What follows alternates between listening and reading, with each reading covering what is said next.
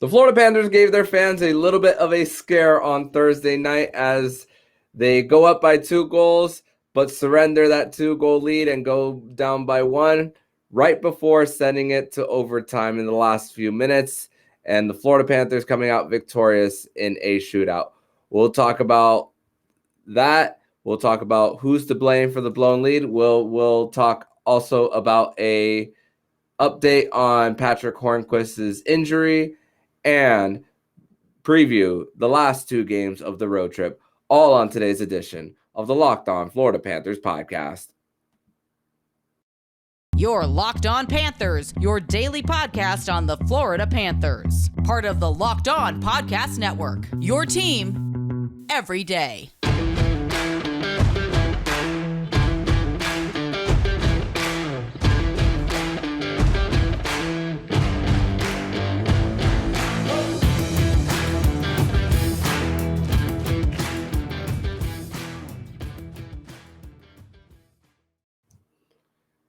And welcome into this Friday, November 4th edition of the Locked On Florida Panthers podcast, part of the Locked On Podcast Network. We're it's your team every day. Thank you for making the Locked On Florida Panthers podcast your first listen of the day. I'm Armando Velez, and you can follow me on Twitter at MondoMan12. Follow the show account on Twitter at LO_FLA Panthers. Don't forget to also subscribe to Locked On Fantasy Hockey, Locked On NHL, and Locked On NHL Prospects. And today's episode is brought to you by BetOnline. BetOnline has you covered this season with more props, odds, and lines than ever before. BetOnline, where the game starts. So, Cats fans, tonight was a little bit of a scary one, I'll say, as I'm starting to hit record. It's 2 a.m. on a Thursday night / Friday morning now. And I'll tell you the truth, I don't feel good about this win for the Cats. And they go out to a 2-goal lead. The first goal by Barkov was a shot that initially I thought that he should have taken the opportunity to shoot it. But count your lucky stars, Panthers fans, because he tried to pass it to Lundell in the low slot. Erik Karlsson tips it right back to Barkov, and he gets it past James Reimer as he was way out of his net, and he got the open net for that one. And for the Cats, you get the captain gets it going, so that's an encouraging sign. And a lot of the time in this game, when it came to the rushes, Gudas was involved in the rush, and I don't know if that's necessarily a person you want to make plays around consistently, as Radko Gudas is more of that stay-at-home defenseman.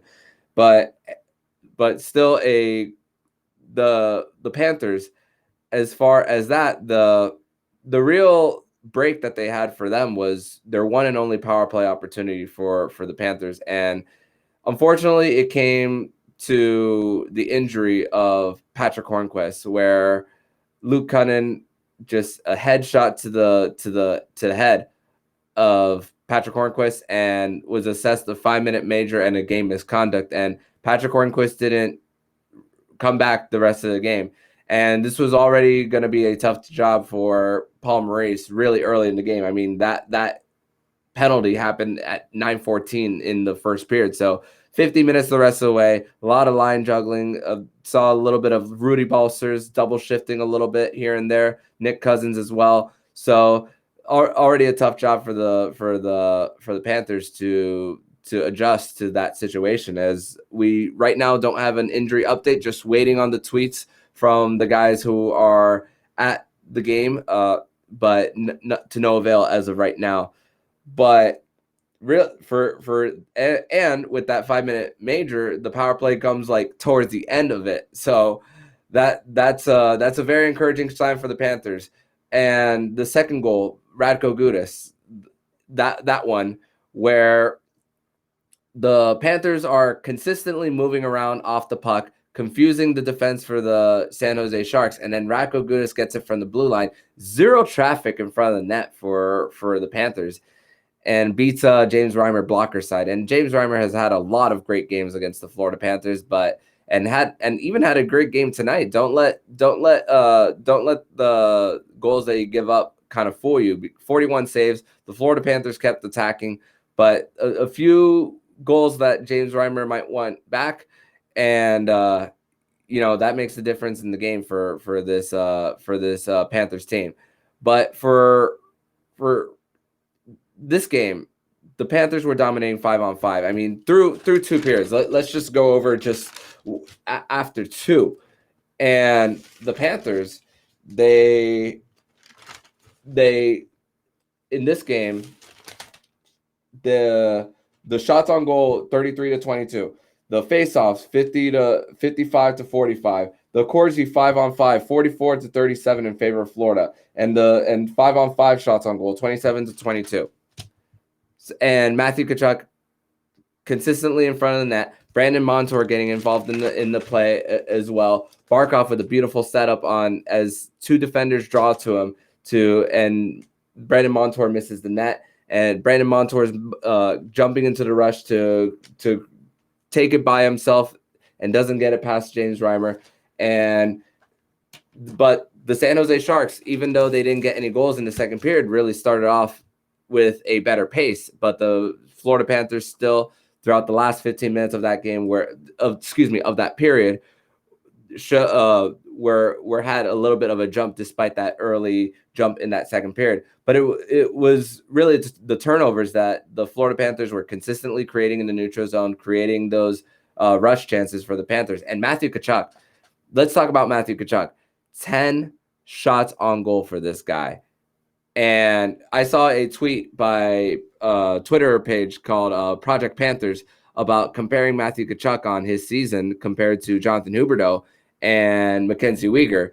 And Matthew Tkachuk, right before the Florida Panthers won this game, 11 games, 5 goals, 10 assists, and a +3 rating.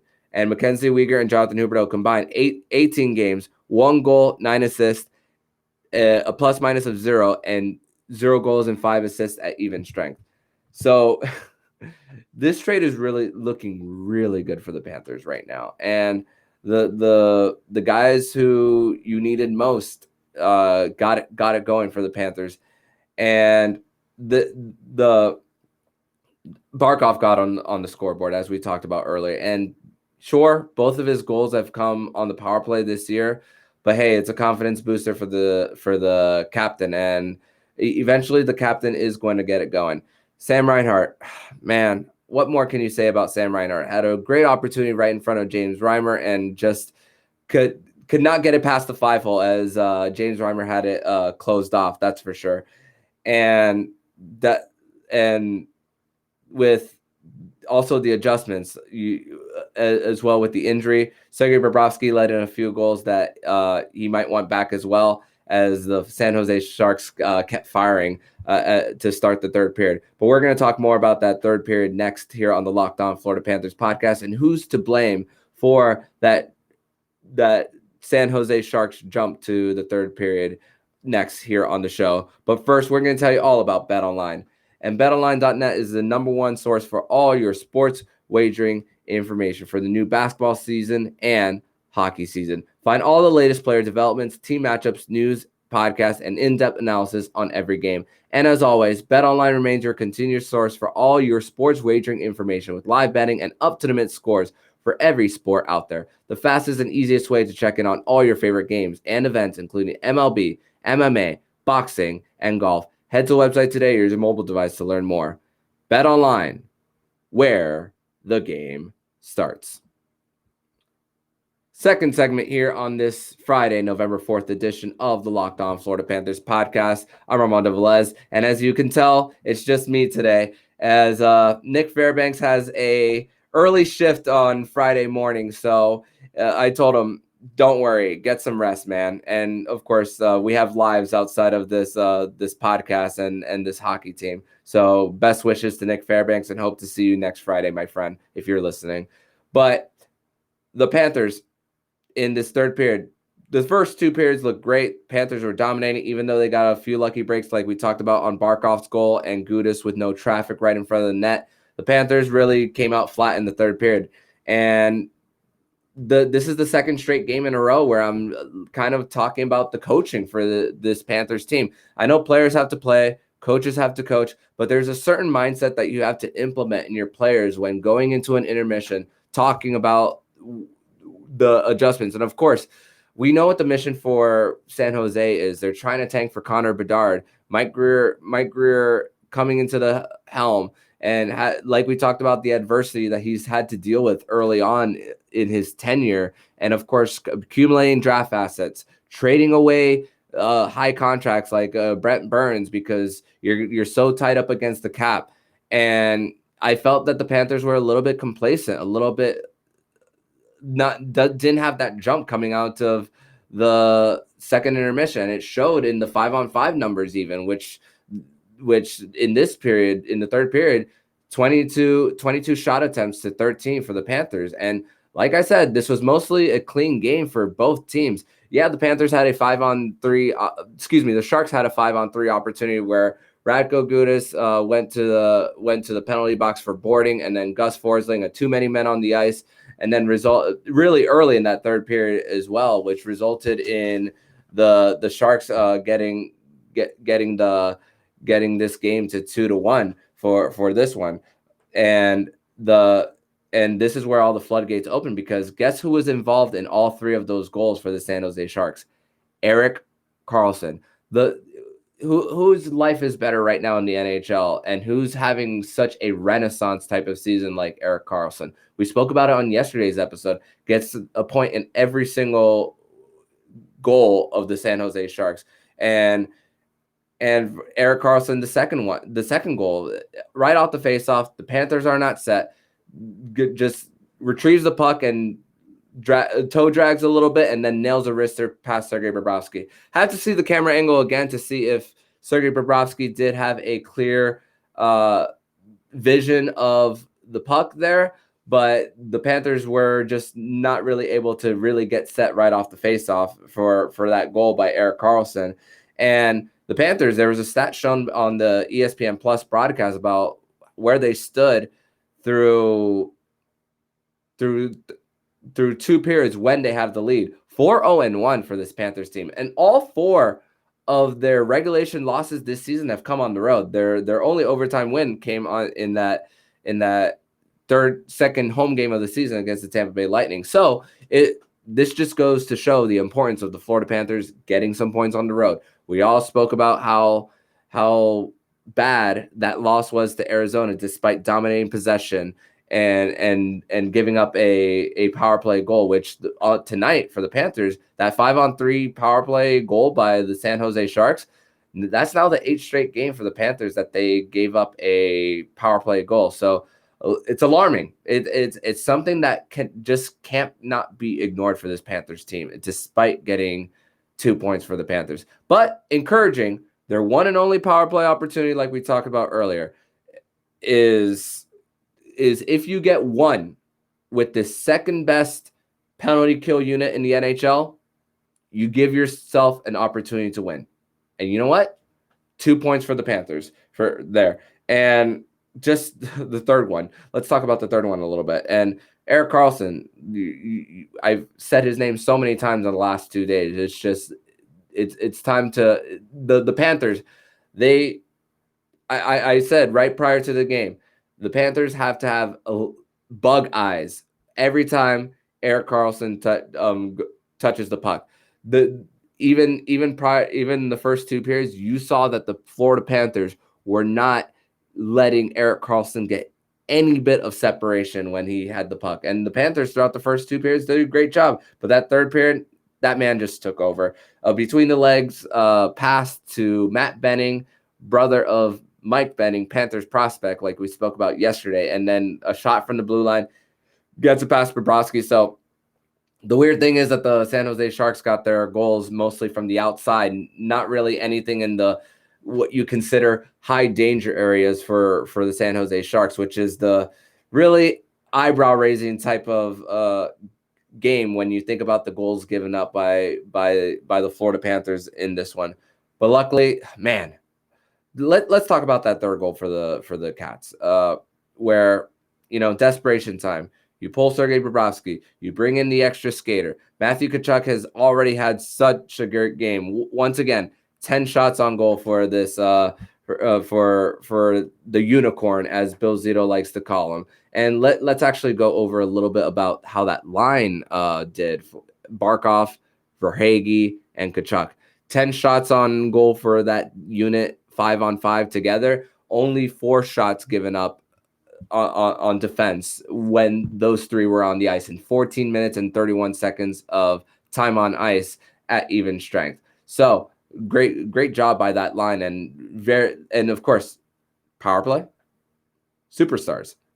They all showed up for this Panthers team. But who's to blame for the slow start? Paul Maurice in this one. So, and I'm sure he's thinking about it, and I'm sure he's also saying to himself that he's got to be better when it comes to preparing for this team, as far as getting them prepared for the second period. As far as the opportunities, the second line of Sam Bennett, Sam Reinhart, and Nick Cousins. Nick Cousins coming back to the lineup. 10 shots given up to the opposition, while 7 shots for while they were on the ice. And of course, a little bit of a adjustment period for players like an Eric Stahl and a Ryan Lomberg, who also had a lot of shots against in last night's game. Which Eric Stahl, 11 shots against, while he had 3 shots for. So not a very encouraging signing right now for Erik Stahl and the Florida Panthers, and still a lot of questions once Aaron Ekblad comes back of are you gonna keep Erik Stahl around, or are you gonna move someone like Nick Cousins, or are you gonna make a surprising move when it comes to bringing him back and fitting him under the cap, and even getting it even when Duclair comes back, it's even going to be more difficult when it comes to that. So. No. Oh, we have an update on Patrick Hornquist from Jameson Olive of FloridaPanthers.com. Quote, he's up and mobile and everything's fine, but I won't know until he gets looked at tomorrow. So that is your injury update right now for Patrick Hornquist after tonight's game. So I don't expect Patrick Hornquist to go on LTIR. Of course, head injuries, what's the first thing you think? Concussions. And of course, Patrick Hornquist has had a lot of these in his career. So that's something that you really got to monitor when you get so many dings to the head. But the Panthers, going back to the forcing overtime, a sharp angle shot from Carter Verhaeghe on a beautiful feed by Matthew Tkachuk. Just a crazy angle, not one that goes in often. And then Carter Verhaeghe goes top shelf on James Reimer. And sometimes when it comes to sports, sometimes you got to count your lucky stars. And a few of the angles that the Panthers had, or bounces of the puck that they had, or goals that the goalie should have saved. Hey, I'm not complaining. At least it's 2 points on the road, and more importantly, with the opposition getting at least 1, this is not a 4-point swing as they're facing a Western Conference team. So still not the prettiest one of wins, but hey, two points for the Cats here. And right before overtime started, the Panthers, I was talking with Nick Fairbanks, texting him and saying, I would love nothing more than for Sam Reinhart to get a goal in overtime. It didn't necessarily happen in overtime, even though the Panthers had a power play opportunity. But 15 seconds into the power play opportunity, Brandon Montour goes to the box for holding, and Brandon Montour continuing a wonderful season for the Panthers. I mean, his ice time by average per game is up by 3 minutes. I mean, a lot of that, of course, has to do with Aaron Ekblad being out, but still, Brandon Montour just taking more initiative and driving the play as well. But unfortunately, took a really bad penalty after the San Jose Sharks really had an unforced error with their too many men on the ice. And even prior to that, Gus Forsling almost had the game winner in OT before it hit the post. But this was a chance, and Barkov had an opportunity at the end as well. And Sergei Bobrovsky, not the best game for him, but made the biggest stop of the game on Nico Sturm 2-on-1 in overtime, and just the save of the game.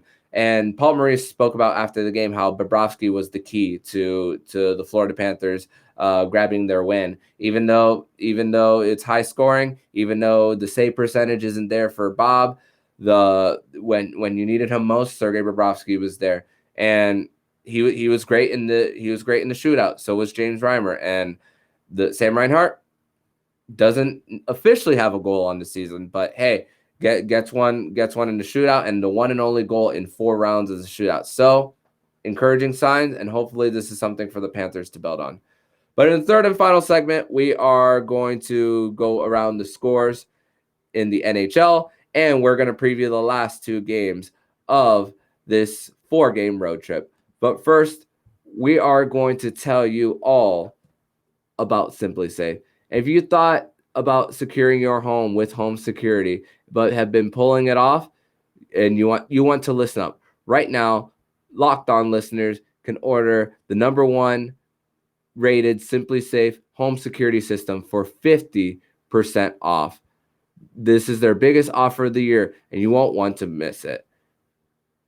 It's in an emergency. 24/7 professional monitoring agents use Fast Protect technology exclusively from Simply Safe to capture critical evidence and verify that the threat is real, so you can only get priority police response. Simply Safe is the whole home security with advanced sensors for every room, window, and door, HD security cameras for inside and out, smarter ways to detect motion that alert you only when a threat is real, and even hazard sensors that detect fires, floods, and other threats to your home. 24/7 professional monitoring service costs less than $1 a day, less than half the price of ADT's traditional professionally installed system. With the top-rated Simply Safe app, stay in complete control of your system, anytime, anywhere. Arm or disarm, unlocked for a guest, access your camera, or just system settings. Don't miss your chance to save big on the only security system I recommend. Get 50% off,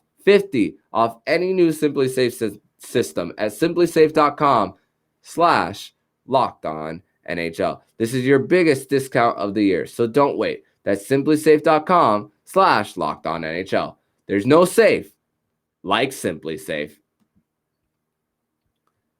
Third and final segment here on this Friday, November 4th edition of the Locked On Florida Panthers podcast. And thank you once again for making the Locked On Florida Panthers podcast your first listen of the day.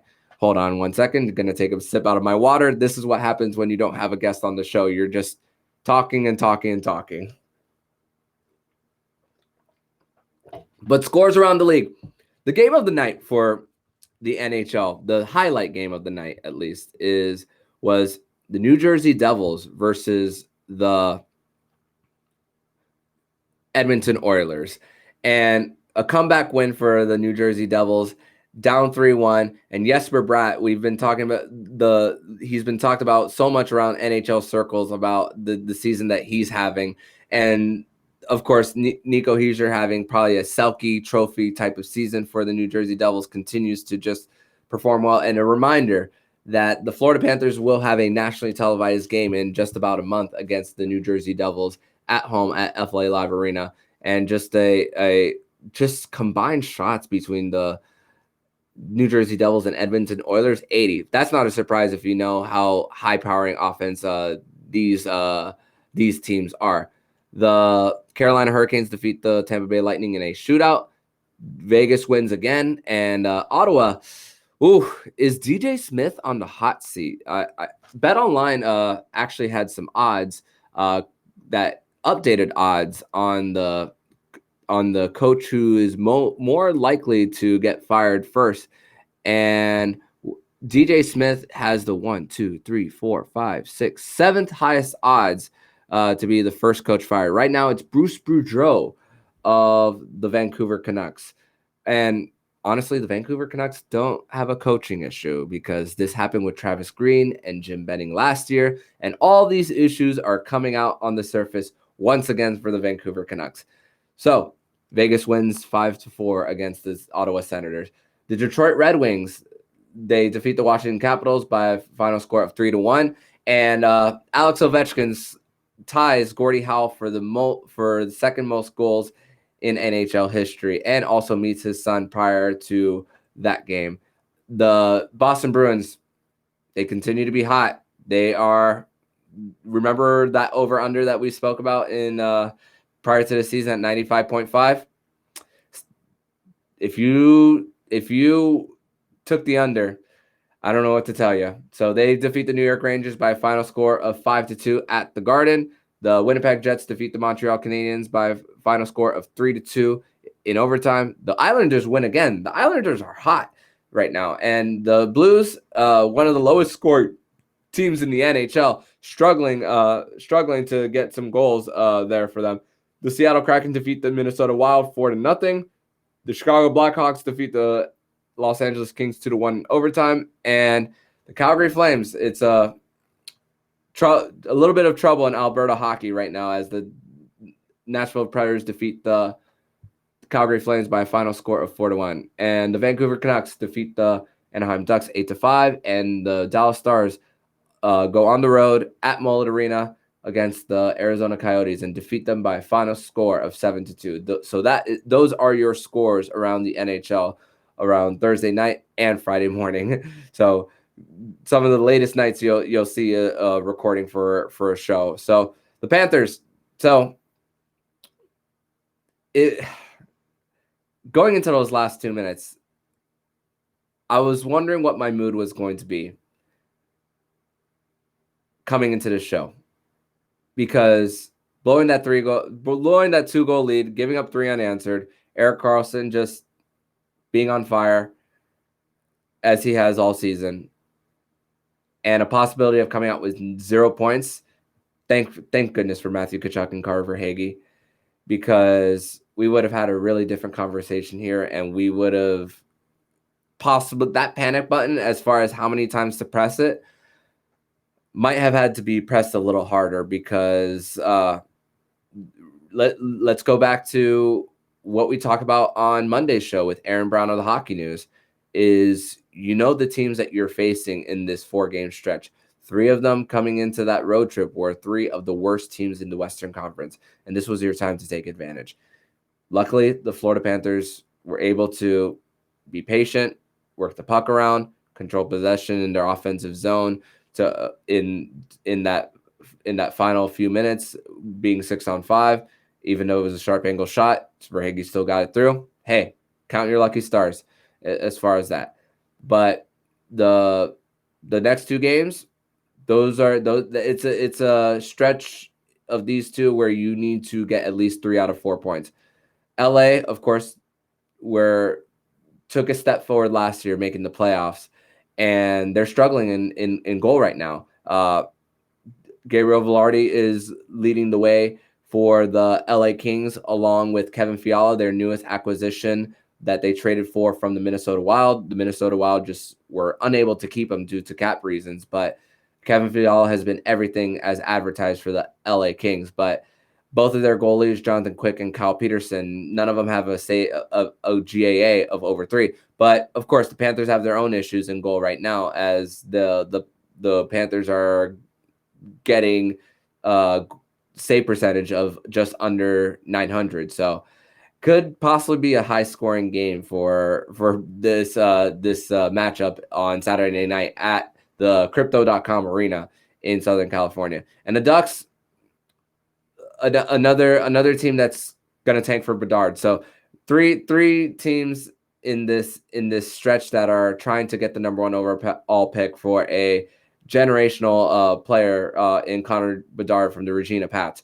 And this is the time to take advantage, as Jamie Drysdale is out 4 to 6 months. He's going to be out for a long time. Even though Trevor Zegras and Mason McTavish are a great story for the Anaheim Ducks, the Florida Panthers are just looking to say, hey, we know the type of team that we are. We know that we are going to contend for a Stanley Cup at least, contend for a playoff spot at least, and hopefully contend for a Stanley Cup. And this is an opportunity for the Panthers to just take advantage. Let me check if any of these teams are on a back-to-back going into this weekend. Actually, the Anaheim Ducks will be playing on a second end of a back-to-back, just like Florida. They'll be facing off against the San Jose Sharks in the Shark Tank on Saturday night. As far as the LA Kings and their schedule goes, they will not be playing on a back-to-back. So probably expect maybe Jonathan Quick to be between the pipes in this matchup between the Florida Panthers and the Los Angeles Kings, as he has played the majority of the games for the LA Kings and has had the better numbers and the better save percentage. And to think that they extended Cal Peterson as possibly Jonathan Quick's replacement, and Quick has said, no. This I'm a 2-time Stanley Cup champion for a reason. This is still going to be my crease. And just last year's game in LA, it was a one that you can't forget if you stayed up for it, because a few things happened in that game. Sergei Bobrovsky being on the bench, not starting in that game, gets hit in the face with a puck and was out for a little while as Spencer Knight had to carry a big load in the rest of that month. I believe it was the month of March as well. And then Sergei Bobrovsky came back and got a shutout later that month against the Chicago Blackhawks. I believe that was the same game that Radko Gudas had a hip check on Kirby Dach and flipped them over. So a few memorable games last year, and that one was a game where the Florida Panthers lost in a shootout. And like I said at the time, Spencer Knight going up against a 2-time Stanley Cup champion in Jonathan Quick in that shootout, you advantage the 2-time Stanley Cup champion. But as far as who starts over the weekend, I'm going to say Bobrovsky starts Saturday and Spencer Knight starts Sunday against the Anaheim Ducks. So expect that type of matchup for the Panthers going into LA. And like I said, 3 out of 4 points on this through the rest of this road trip, and you're in good shape prior to the Panthers coming back and having quite a few days off prior to welcoming Carolina to town, who we've spoke about all season as a team who I can see making it all the way to the Stanley Cup final. A few programming notes for not only the Panthers games coming up. Saturday's game will be back on Bally Sports Florida. Anyone who's out of the region can watch on ESPN Plus. But Sunday's game against the Anaheim Ducks is not only on Bally Sports Florida, but it's on NHL Network. So anyone who is an out-of-market Panthers fan, you will not be able to watch Sunday's game on ESPN Plus. So you're gonna have, if you have NHL Network, that's a way to watch it. But if you don't, hey, maybe a local sports bar has the game where you can watch Panthers Ducks, a 9 p.m. Puck drop on Sunday and a 10:30 p.m. puck drop on Saturday night against the LA Kings. And a programming note for Locked On Panthers as well.